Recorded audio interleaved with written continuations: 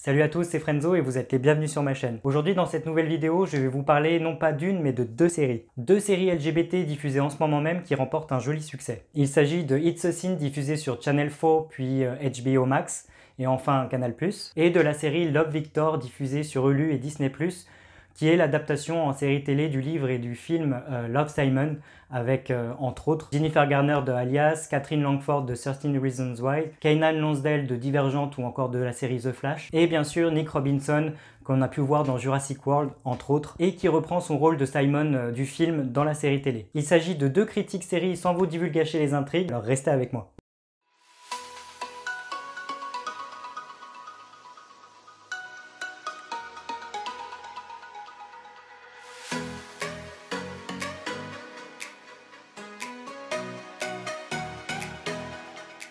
Pour commencer cette double critique, nous allons d'abord nous intéresser à It's a Sin. It's a Sin est une série britannique en 5 épisodes d'une durée de 45 minutes environ, qui nous raconte l'histoire de 5 adolescents dans les années 80 qui font face à l'épidémie de VIH. À ce sujet, si vous êtes jeune ou même moins jeune, que vous avez des questions sur le VIH, sur les maladies sexuellement transmissibles, ou encore que vous pensez avoir pris un risque lors d'un rapport sexuel non protégé, alors n'hésitez pas à vous rendre sur le site que je vous mets en barre d'infos, SIDA Info Service, que vous pouvez joindre à tout moment pour n'importe quelle question, et je vous mets également le site internet du SIDAction si vous avez envie de vous montrer généreux et de faire un don pour une bonne cause. Parlons de la série maintenant.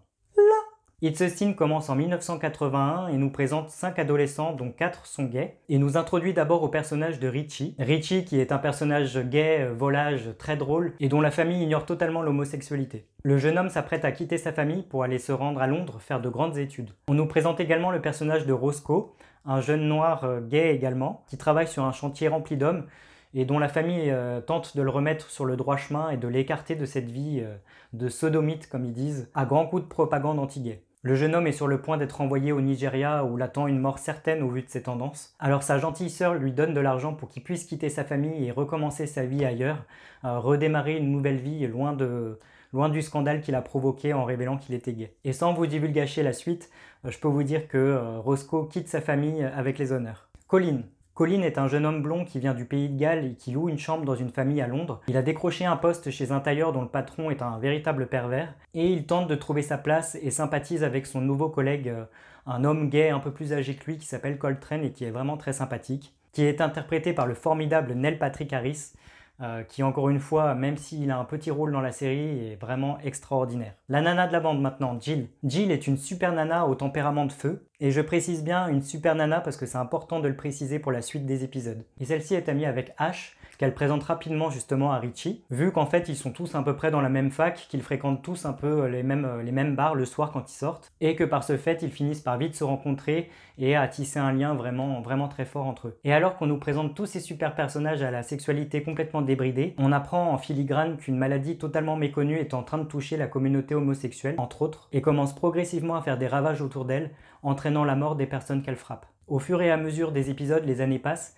et nous nous rendons compte de l'impact qu'a le sida sur la communauté LGBT, et en particulier sur ce petit groupe d'amis. Ce petit groupe d'amis qui justement vit sa vie dans l'insouciance la plus totale, ne croyant pas du tout à cette histoire de VIH qui est en train de les toucher, et qui continue d'enchaîner les relations sexuelles sans se protéger. Mais la réalité finit par les rattraper malgré tout, et le VIH va les frapper de plein fouet. Voilà, c'était le résumé de base de cette série, je vous en dis pas plus. Mon avis sur ces 5 épisodes. C'est une mini-série, je vous préviens, très difficile, extrêmement belle et triste à la fois, très drôle malgré sa dureté, et la réalité de son propos ne peut que nous frapper de plein fouet. C'est une série qui prend aucune pincette et qui va droit dans le vif du sujet. Nous avons une magnifique brochette d'acteurs triés sur le volet, qui campent des personnages hauts en couleur vraiment extrêmement attachants. On s'attache à chaque personnage et ce dès le premier épisode de la série, et ça n'en change jamais jusqu'à la fin. On a vraiment l'impression de faire partie de leur bande de copains.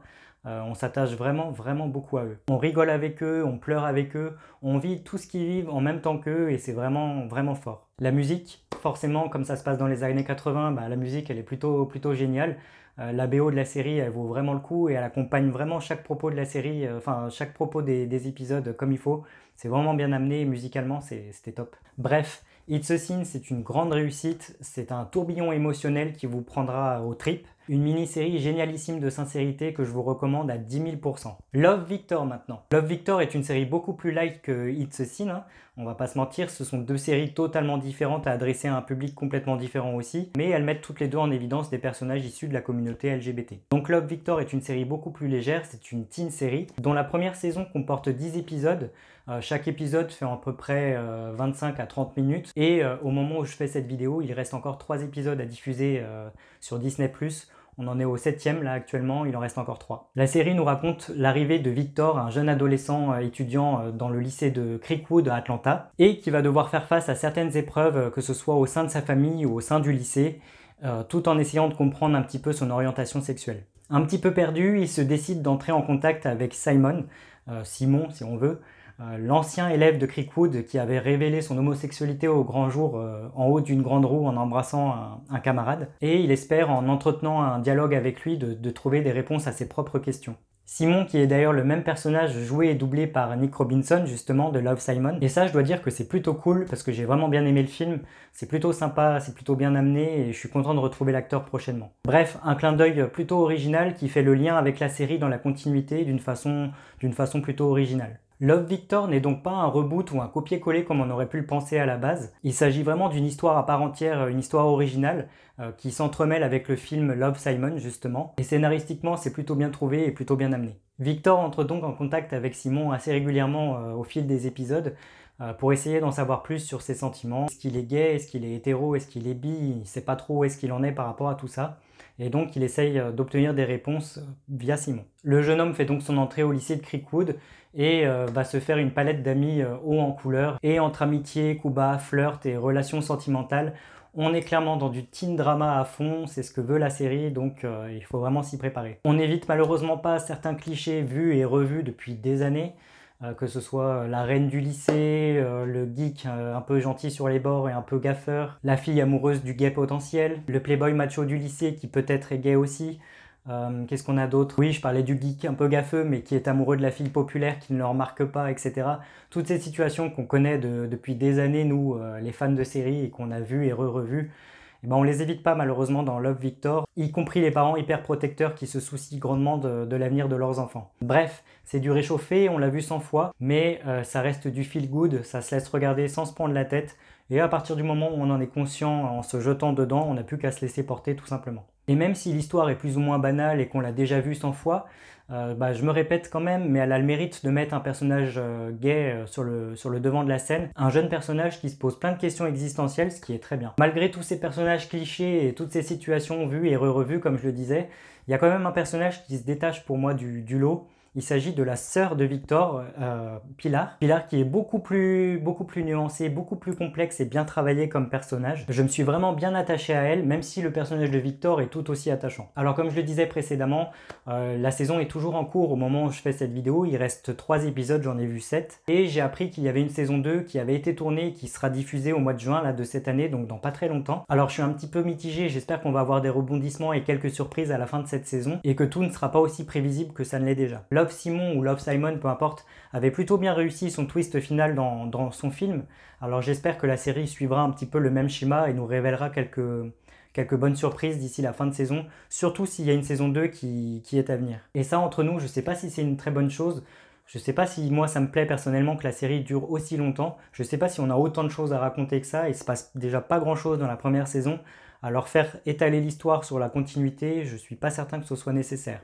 À voir. Mon avis, je pensais vraiment, au vu de la bande-annonce, que ce serait une série vraiment ultra cliché et qui me plairait pas du tout. Et ben c'est le cas. C'est une série qui est vraiment très cliché, mais je ne dirais pas qu'elle ne me plaît pas. Non, ça se laisse bien regarder, c'est plutôt sympathique.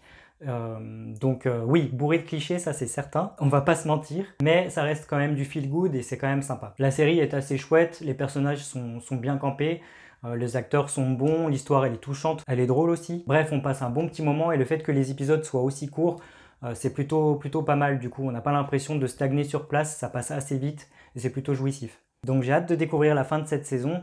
Je vous recommande cette série, du coup, cette série complètement feel good comme je le disais. Même si je vous l'accorde, vous ne raterez pas grand chose si vous ne la regardez pas. En revanche, et je tiens à le préciser, c'est une super série pour tous les jeunes qui sont en quête d'identité, qui se cherchent un petit peu. Je pense que c'est une série qui est vraiment bien pour ça. Je pense que beaucoup de jeunes pourraient se retrouver à travers le personnage de Victor.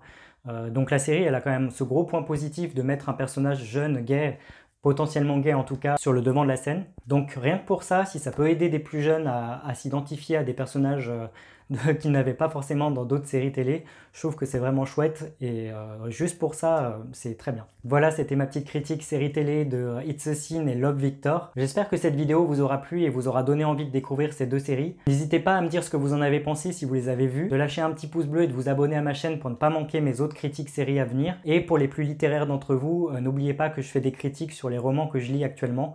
Vous les trouverez dans la chaîne également, donc voilà. Je vous dis à très bientôt. Ciao.